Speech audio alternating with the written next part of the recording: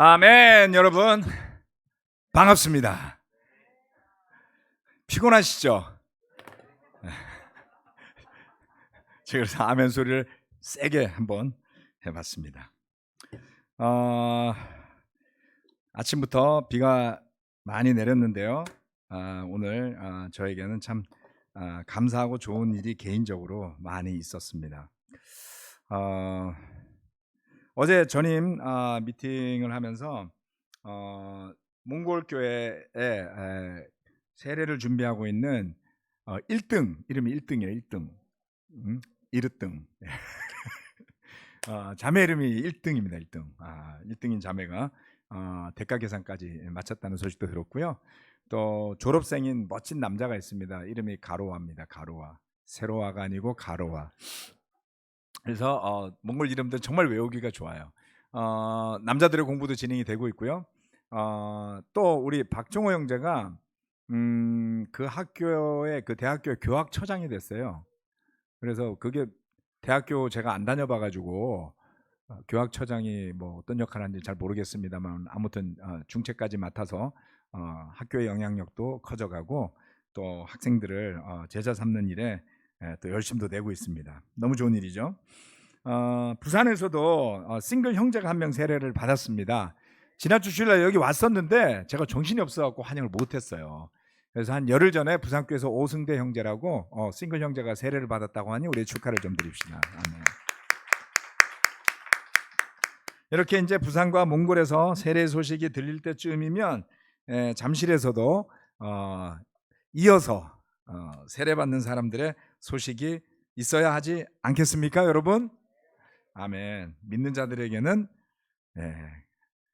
좋은 일이 많이 일어날 겁니다. 자, 오늘은 설교 말씀을 나누기 전에 지난주 제가 했던 설교에 대한 많은 분들의 피드백이 있었습니다. 열화와 같은 성원에 대해서 감사드리고 한 분 한 분 저에게 이메일을 써주시는 분들에게 성심성의껏 답변하고 있습니다.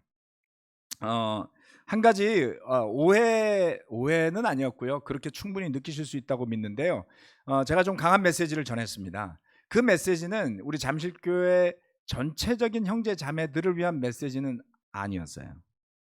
하지만 일부의 형제 자매들은 반드시 들어야만 할 메시지였습니다. 개인적으로 만나서 전했으면 좋았겠지만 지금 제가 개별적으로 한 분 한 분 만나고 있는데요. 일정이 생각보다 쉽지가 않아서 교회 차원에서 한 번은 메시지를 좀 전해야 되겠다라는 생각이 있어서 했기 때문에 해당 사항이 없으신 분들은 왜 나는 열심히 하는데 야단치듯이 저렇게 설교하실까라는 생각을 말아주시기 바라고요. 그것 때문에 마음에 불편한 점이 있으셨던 분들께는 사과 말씀드립니다. 하지만 어떤 분들은 나 들으라고 하는 소리야? 맞습니다. 그렇게 느끼신 분들은 회개하시기를 부탁드립니다. 그리고 그 설교 안에서 제가 목자에 대한 부분을 말씀드렸을 때 어떤 분들은 예수님이 내 목자인데 이렇게 말씀들 하시는 분들이 있는 것 같아요. 맞습니다. 여러분, 우리는 같은 목자를 모시고 있는 건 사실이에요. 그런데 교회를 위해서 섬기는 사람들을 왜 목회자라고 부릅니까? 그죠? 목사가 나무 목자가 아니잖아요. 목양을 하는 사람을 목사라고 하는 겁니다. 물론 영어로는 이벤젤리스트라고 부르니까 전도자가 더 적합하긴 하지만 그 전도자의 역할 중에 아주 중요한 것 중에 하나는 그 전도자가 목회를 하는 동안에 교회를 목양할 수 있는 장로들을 세우도록 성경에서 지시하는 것을 볼 수가 있죠. 즉 세워진 교회들 위에 그 교회가 올바른 목자들이 세워질 수 있도록 하는 것이 이벤젤리스트의 역할입니다. 다시 말해서 장로들이 교회마다 올바로 건강하게 성숙하게 세워질 때까지 목자의 역할은 이벤젤리스트가 하는 겁니다. 그래서 여러분들 디모데서나 디도서를 잘 읽어보시면 디모데나 디도에게 주어졌던 가장 큰 역할 중에 하나는 하나님의 말씀으로 교회를 목양하는 거였어요. 그런 디모데나 디도를 자신의 교회의 목자가 아니라고 생각하시는 분들이 그 가운데 있었다면 호되게 야단 맞았을 겁니다. 그리고 회개하지 않는다면 그곳 교회에서 계속해서 믿음의 생활을 하기가 어려웠겠죠. 물론 지금 현재 잠실 교회는 많은 여력과 역량을 가지고 어떤 상태에 어떤 마음의 형제 자매라 할지라도 함께 할 수 있도록 하기 위해서 노력하고 있다라는 점을 말씀드리고 싶습니다. 그 목자라는 표현에 너무 자극받지 않으시기 바라고요. 그 정도로 이해해 주시면 감사하겠습니다. 자, 오늘은 빌립보 교회와 같은 교회에 대한 말씀입니다. 참고로 제가 이 설명을 드리는 것은 꼭 이 설명을 해달라는 요청이 있었습니다. 네, 제가 마음대로 한 게 아니니까 오해 말아주시기 바랍니다. 빌립보 교회와 같은 교회. 여러분 빌립보서 읽어보셨죠? 빌립보서에서 제일 마음에 와닿는 구절들을 들려면 어떤 구절들이 있습니까? 아무것도 염려하지 말고 오직 모든 일에 기도와 간구로 너희 구할 것을 감사함으로 이렇게 나오는 빌립보서 좋은 말씀 많죠. 각 장마다 보석 같은 말씀들이 있습니다. 그런데 이 빌립보 교회에 쓴 바울의 편지를 보면 1절부터 7절까지의 말씀에 그의 마음이 많이 나타나 있습니다.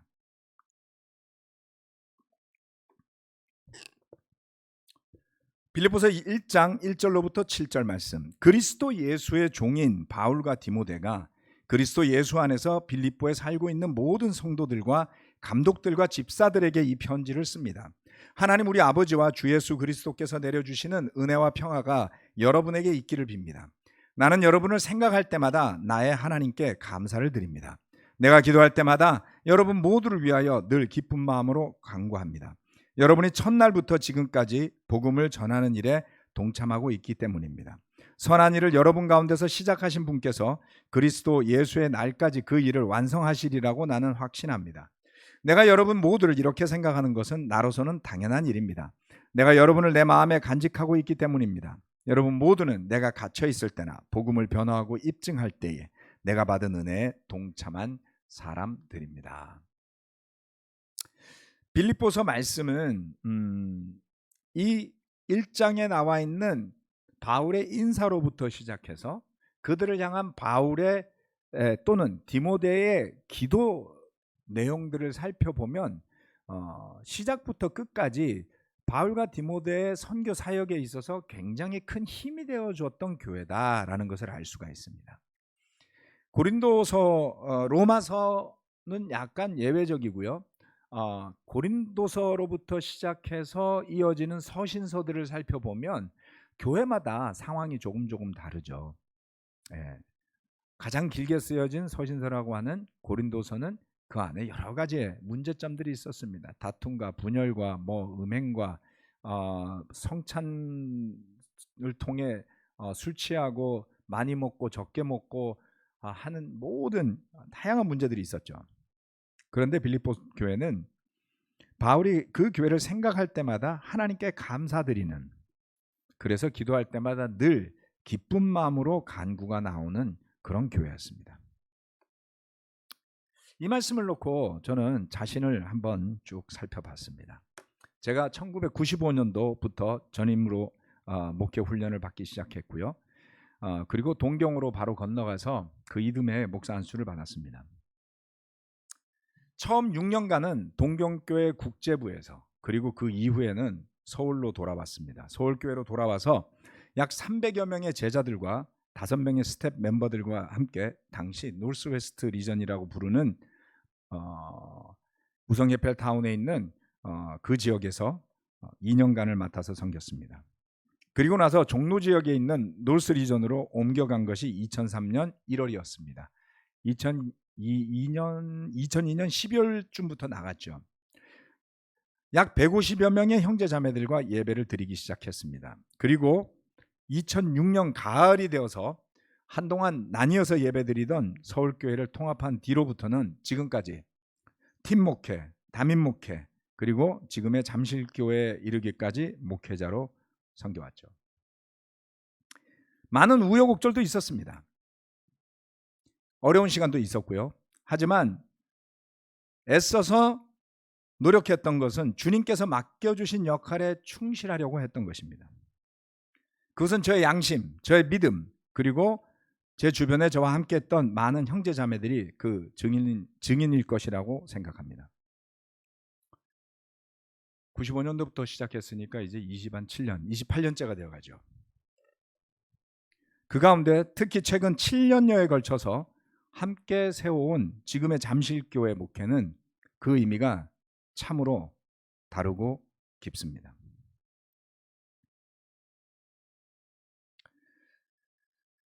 아직 저는 이 교회를 위해 일하고 있는 만큼 선교를 위해서 빌립보 교회를 떠난 뒤에 그 교회의 지도자들에게 편지를 쓰는 바울과 디모데의 마음과는 좀 다른 느낌일지도 모르지만 서신서들 가운데 나타나는 교회 중에 굳이 닮고 싶은 교회를 꼽으라고 한다면 저는 단연코 빌립보서를 그 예로 들고 싶습니다.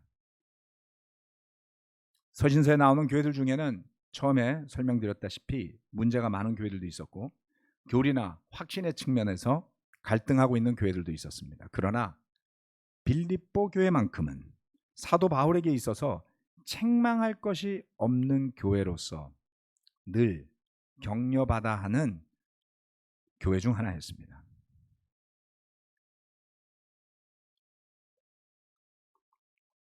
동경에서 함께 헌신하고 전도하고 교회를 세워 나가던 시절에 제가 몰랐던 것이 하나 있었습니다. 비록 그 시간이 힘겹고 어려웠지만 그 시간이 지나고 나면 그것이 얼마나 특별하고 다시 돌아오지 않을 축복의 시간이었던가 하는 것이었습니다. 지금 부산부터 분당에도 일산에도 대구에도 서울에도 당시 동경교회에서 세례를 받고 돌아와서 역할을 하시는 분들이 여기저기 많이 흩어져 있습니다. 제가 모두와 연락을 하고 지내는 것은 아니지만 그중에 몇몇 분들을 만나 교제할 때마다 늘 그때를 회상하면서 하는 이야기들이 있어요. 야, 그때 정말 열심히 했다. 정말 즐거웠다. 정말 좋았다. 라는 이야기들을 많이 합니다. 지금 저는 하나님께서 저에게 허락하시는 시간 동안 최선을 다해 지금 이 잠실교회를 위해서 섬기겠지만 언젠가는 이 또한 떠나보내야 할 때가 오리라는 것을 저는 알고 있습니다. 늘 그래왔듯이 하나님께서 가라고 할 때가 오리라고 저는 생각합니다. 그러기에 여러분과 함께 세워온 지금 이 교회의 모습과 그 과정이 얼마나 특별하게 우리 모두의 기억에 남게 될지를 상상해 보는 것이 이제는 그리 어렵지는 않습니다. 즉 지난 시간 그리고 지금조차도 우리 모두가 함께 믿음의 역사를 써나가고 있는 셈이지요. 언젠가 시간이 지나서 우리 가운데 다른 곳에서 교회를 세우거나 또는 다른 교회를 섬기고 있을 때 이 교회에서 지냈던 시간들을 회상해 본다면 여러분은 어떤 편지를 쓰실 수 있을까요? 저는 한번 상상으로 그 편지를 써보시기를 권해드립니다. 그 언젠가를 여러분이 상상할 수 있다면 적어도 지금 후회하지 않을 제자로서의 삶을 살 동기를 찾을 수 있을지도 모르기 때문이죠. 또는 지금 여러분이 속해 있는 바이블톡에 대해 편지를 써보라고 한다면 여러분은 어떤 편지를 쓸 수 있을까요? 사랑하는 누구누구 형, 사랑하는 누구누구 자매, 생각해보니 그때가 너무 재밌었어. 돌아보면 그 시간의 느낌이 그대로 내 안에 살아있는 것 같아. 편지를 한번 써보시면 어떨까요? 어떤 편지가 쓰여질까요? 두 번 다시 보고 싶지 않습니다. 그 바이블톡은 제 인생의 최악이었습니다. 이렇게 쓸까요? 아니면 내가 지금 이 믿음으로 살고 있는 것은 바로 그때 그 바이블톡 때문이었습니다 라고 쓰실까요? 여러분 한번 써보시길 권합니다. 결국 그 편지야말로 여러분의 헌신, 사랑, 수고, 보람, 기쁨과 같은 것들을 다 나타내는 것이 아니겠습니까? 그런 관점에서 다시 빌립보서의 말씀으로 돌아가 봅시다. 첫 번째, 복음에 함께 동참한 교회입니다. 빌립보서 1장 4절로 6절 말씀. 내가 기도할 때마다 여러분 모두를 위하여 늘 기쁜 마음으로 간구합니다. 여러분이 첫날부터 지금까지 복음을 전하는 일에 동참하고 있기 때문입니다. 선한 일을 여러분 가운데서 시작하신 분께서 그리스도 예수의 날까지 그 일을 완성하시리라고 나는 확신합니다. 아멘.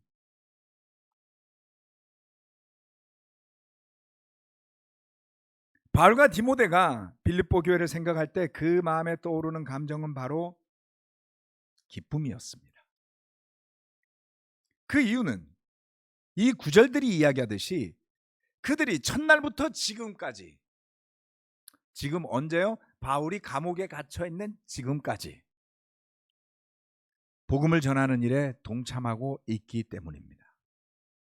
함께 잠시 돌아봅시다. 여러분의 패밀리 그룹 바이블톡을 생각할 때, 또 지난 몇 년간 오랜 시간 함께 했던 이 잠실교회를 생각할 때 여러분 마음속에 어떤 마음이 먼저 듭니까?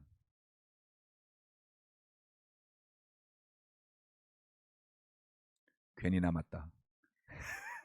그때 뜰걸. 네, 그럴 수도 있습니다. 기회는 있었잖아요. 지금도 열려 있습니다. 그런가요? 아니면 여러 가지 걱정이 있었지만 그래도 있기를 잘했어. 네. 그래서 결혼했지라고 한국형 형제는 말할지도 몰라요. 어떤 마음이 먼저 듭니까? 여러분이 제자가 되도록 도와주었던 그 누군가를 한번 떠올려 봅시다. 또는 여러분들이 함께 팀을 이루어서 다른 사람이 예수님의 제자가 되도록 돕거나 떠났던 믿음에서 되돌아오도록 도와주었던 그 순간들을 한번 떠올려 봅시다. 기쁜 마음으로 첫날부터 지금까지 함께 복음을 전하는 일에 동참해온 형제 자매들을 생각할 수 있다면 특별하고 감사한 마음이 들지 않겠습니까? 때로는 우리가 제자로서 해야 할 마땅한 복된 일을 하지 않으면요, 다른 문제가 생길 때도 있는 것 같습니다. 좀 뭔가 마음이 산란하고 제자다운 삶의 기쁨이 잘 느껴지지 않으면 권해드리고 싶은 것은 누군가를 만나 성경 공부할 수 있기를 기도해 보시길 바랍니다. 주님, 제 마음속에 제가 구원받았던 때의 감사함이 퇴색되고 있습니다.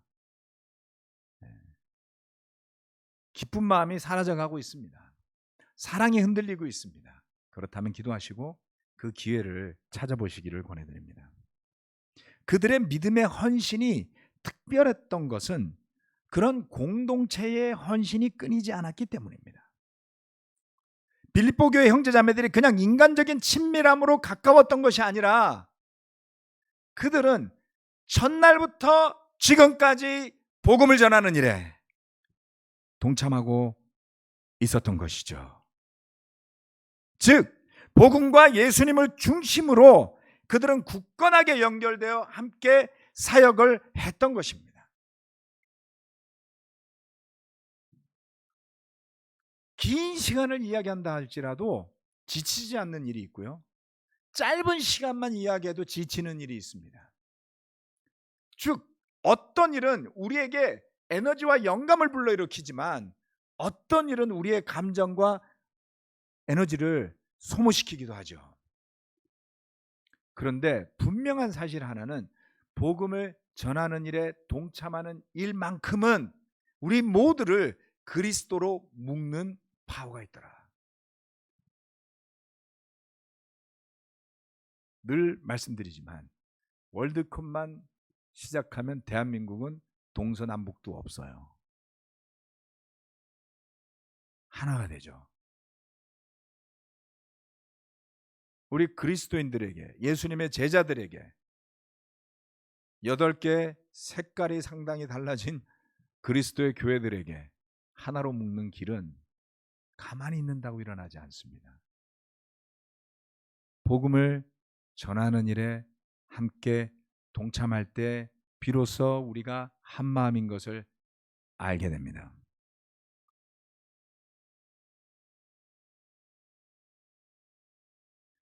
여러분이 친하게 느끼는 분들과 함께 무엇을 하며 그 관계를 더욱 발전시켜 나가고자 합니까? 다양한 일들을 함께 하십시오. 기쁘고 즐겁고 감사한 일들 많습니다. 하지만 그 무엇보다 추억이 되고 기쁨이 되고 감사한 것은 바로 복음을 전하는 일에 함께 참여하는 것입니다. 그로 인해서 구원받게 된 사람, 그로 인해서 변화되어진 사람이 복음 안에서 기쁘게 생명 가운데 동역자로서 함께 성장하고 발전해 나가는 것을 보십시오. 그것보다 보람된 일은 존재하지 않습니다. 두 번째, 가장 좋은 것을 분별하는 제자들이 되기를. 빌립보서 1장 8절로 11절. 가장 좋은 것이 무엇인가를 분별할 줄 알게 되시기를. 내가 그리스도 예수의 심정으로 여러분 모두를 얼마나 그리워하고 있는지는 하나님께서 증언하여 주십니다. 내가 기도하는 것은 여러분의 사랑이 지식과 모든 통찰력으로 더욱 풍성하게 되어서 여러분이 가장 좋은 것이 무엇인가를 분별할 줄 알게 되는 것입니다. 그리하여 여러분이 그리스도의 날까지 순결하고 의미 없이 지내며 예수 그리스도께서 주시는 의의 열매로 가득 차서 하나님과 영광과 찬양을 드리게 되기를 나는 기도합니다. 바울의 이 기도는 참으로 특별합니다. 제가 가장 좋아하는 기도 두 가지가 있는데, 하나는 빌립보서 1장의 기도고요, 또 다른 하나는 에베소서 1장의 기도입니다. 그 기도를 하면 갑자기 마음이 막 풍성해져요. 여러분 기분 나쁠 때 이 기도해 보십시오. 효과가 있습니다. 바울은 뭐라고 이야기합니까? 빌립보 교회를 생각할 때 그의 마음이 그들을 그리워하는 마음으로 가득 차 있었습니다. 그리고 기도하죠. 사랑과 지식과 모든 통찰력으로 더욱 풍성하게 되게 해달라고요. 가장 좋은 것이 무엇인가를 분별할 줄 알게 되는 것, 그 결과는 놀랍습니다. 10절 말씀에 보면 가장 좋은 것이 무엇인가를 분별할 줄 알게 될 때에 우리는 그리스도의 날까지 순결하고 흠이 없이 지내며 예수 그리스도께서 주시는 의의 열매로 가득 차서 하나님께 영광과 찬양을 드리게 될 수 있다는 것이죠. 여기에 뭔가 비밀 레시피가 있다는 느낌을 받지 않습니까, 여러분? 여러분의 삶에 어떤 열매가 맺히고 있습니까? 그 열매를 잘 지켜보셔야만 합니다. 이 구절들은 한 절 한 절 의미가 깊습니다. 우리 자신이 사랑과 지식과 모든 통찰력으로 풍성하게 된다는 것은 무엇을 말하는가? 성장하는 것이죠. 사랑에서, 지식에서, 통찰력으로 풍성해져서 가장 좋은 것을 분별할 수 있게 된다. 아주 중요하죠.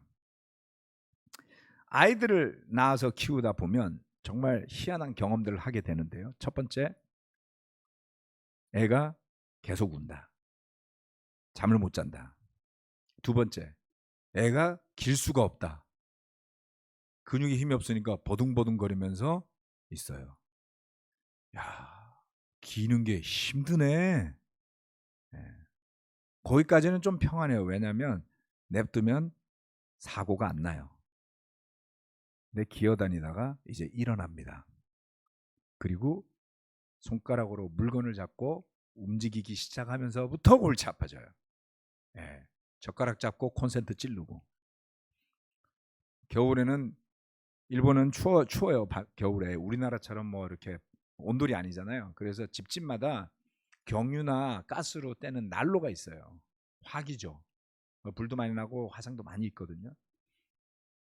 탁 켜놓으면 애가 반드시 굴러 가요. 그래서 어떻게 해야 되겠어요? 손 한번 줘봐. 갖다 대는 거예요. 깜짝 놀라죠. 절대 건드리지 말라고. 건드리면 맴매 열대. 예, 그래서 우리 아이들은 난로에 대는 일이 없이 자랐습니다. 건드리면 죽는 거죠. 이게 뭡니까? 분별력을 가르치는 겁니다. 세상에 해서 안 되는 일이 있다는 걸 가르치는 게 첫 번째 훈련이잖아요. 그러면 못하게 하는 게 목적입니까? 아니지요. 못하는 것만 주어지다 보면 사람이 아무것도 할 수 없게 되잖아요. 그렇지 않습니다. 시간이 흐르면서 장성하고 자라나서 스스로의 삶을 꾸려갈 때가 오면서 점점 더 스스로가 본인의 삶에 또 공동체에게 유익한 것이 무엇인지를 분별하도록 가르치지 않습니까? 해야 할 것과 하지 말아야 할 일. 그러기 위해서 필요한 게 뭡니까? 지식이 필요하죠. 그런데 거기에 사랑도 필요하답니다. 지식만 있으면 됐지 왜 사랑이 필요할까요? 이것도 한번 고민해 보시길 바랍니다. 그래서 우리의 사랑과 지식이 통찰력으로 풍성하게 되어야만 우리가 가장 좋은 것을 분별할 줄 알게 된다라는 것이죠. 우리 자녀들이 또 우리가 잘 장성해서 세상살이에서 본인에게 좋은 것과 좋지 않은 것을 분별할 줄 알고 자신의 삶을 꾸려가게 되는 것, 그것이 바로 모든 부모들의 바람 아닙니까? 네, 저희 두 아들은 거기에 지금 많이 다가가 있어요. 정말 손도 안 들고 말귀도 알아듣고 좋습니다. 이 정도까지 키우느라 고생 많이 했어요. 그때 날로 건드려서 얻어 터졌던 거, 만지지 말라고 해서 두드려 맞았던 거, 엄마 말 안 들어서 맴매 맞았던 거, 공항에서 화장실에 끌려가서 맞았던 거, 한 번은 스마트폰으로 때렸던 거, 이런 거 기억하고 있습니다. 큰아들이. 아무튼 제가 실수해서 사과도 많이 했고요. 하지만 아이들에게 분별력을 가르쳐서 큰 도움이 됐습니다. 하지 말아야 할 것들을 이야기할 때 들을 수 있으니까요. 지금도 부모가 불러서 앉혀서 신중하게 염려를 전달하면 심각하게 받아들이고 고민하는, 분명 내 삶에 뭔가 큰 문제가 있을 수도 있는 것을 지금 이야기하실 거야 라는 정도까지.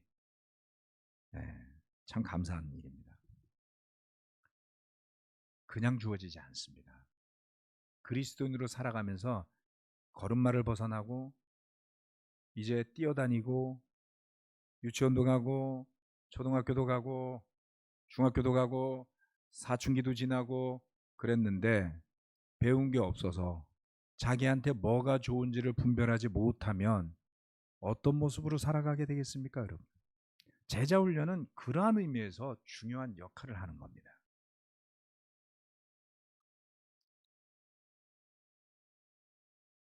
그리스도 안에서 우리에게 있어 중요한 것 중 하나는 이처럼 바울의 기도와 같이 가장 좋은 것이 무엇인가를 분별할 줄 알게 되는 것입니다. 그 분별력이 있을 때 그리스도의 날까지 순결하고 흠이 없이 지내는 길이 열리게 됩니다. 얼마나 어려운 것인가요? 그리스도의 날까지 순결하고 흠이 없이 살 힘이 있으십니까? 만만치 않죠. 내려야 할 결정들, 다가오는 문제들, 다양한 목소리들, 복잡한 세상들, 그 속에서 사랑과 지식과 통찰력을 통해서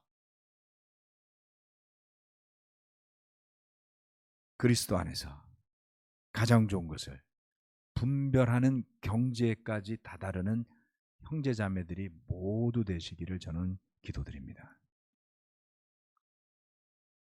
저도 그렇게 되기를 바라고 기도하고 있습니다.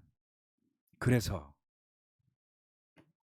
가장 좋은 것 복음입니다. 그 복음에 부합하는 사고, 가치체계, 심지어는 삶의 방식까지도 그렇게 변해 있어야 합니다. 너무나 변해 있어서 과거로 돌아가기 어려울 만큼까지요. 어떻게 하면 그렇게 되는지 저도 잘 모르겠어요. 그런데 오랜 시간 훈련하고 오랜 시간 훈련해온 결과 옛날에는 쉽게 돌아갔던 것들이 이제는 쉽게 돌아가지지 않는 일들도 있다는 것을 배우게 됩니다. 나이 때문인 건가요? 네. 모르겠어요. 성령님의 도우심이라고 저는 믿습니다. 아, 이래서 훈련이 중요하구나. 의의 훈련, 말씀의 훈련, 믿음의 훈련, 이 분별력의 훈련. 그럴 때 우리가 그렇게 바라고 원하는 그리스도께서 주시는 의의 열매가 가득 찬 삶이 되는 것. 그래서 하나님께 영광과 찬양을 드리게 되는 것. 그러한 믿음의 경지와 상태에 도달하는 것 쉽지 않아 보입니다. 그러기에 저는 마지막으로 권해드리고 싶어요. 영성이 충만하고 사심 없이 여러분과 함께 제자로 살아가고자 애쓰는 믿음의 동지들이 중요합니다. 때로는 여러분 우리가 용기를 잃을 때도 있지 않나요? 도대체 내가 뭘 해야 될지 잘 모르겠어.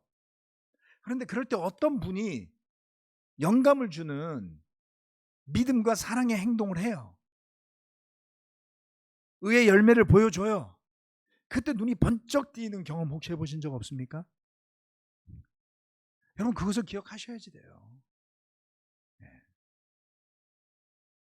2014년도에 케빈 메인 목사님하고 박조 장로님 오셔서 공항에서 떠나기 전에 그 당시에 지금은 뭐 이미 떠나고 없는 김영진, 김주영 과거의 목회자들이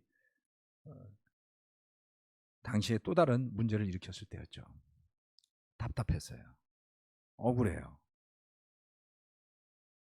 저들이 저러지만 않았다면 참 좋았을 텐데. 근데 케빈이 와서 잠언 말씀 탁 펼쳐놓고 도전을 주더라고요. 아무리 억울하더라도 너는 의롭고 선한 걸 선택하라. 그런데 가만 보니까 그 양반이 저보다 고생 더 한 것 같아. 이게 빈말이 아니에요. 어떤 분은 그냥 말로만 하는 거 느껴지잖아요. 근데 그분은 고생 많이 한 것 같아. 그냥 그 아우라가. 네? 그리고 미국 사람들 여러분 잘 모르시죠? 미국 사람들 무서워요. 대놓고 막 이야기하면 서구식 대화는 또 다릅니다, 여러분. 제가 그런 걸 몇 번 봤거든요, 동경에서. 많이 겪었을 것 같아. 그런 분이 이야기해 주시니까 제가 앞에서 할 말이 없더라고요. 내가 이 말씀을 잘 받아들이면 나도 저 나이 때쯤 돼서 저 정도의 경지에 갈까? 그래서 할 말도 많았고 따지고 싶은 것도 많았지만 다 적었습니다.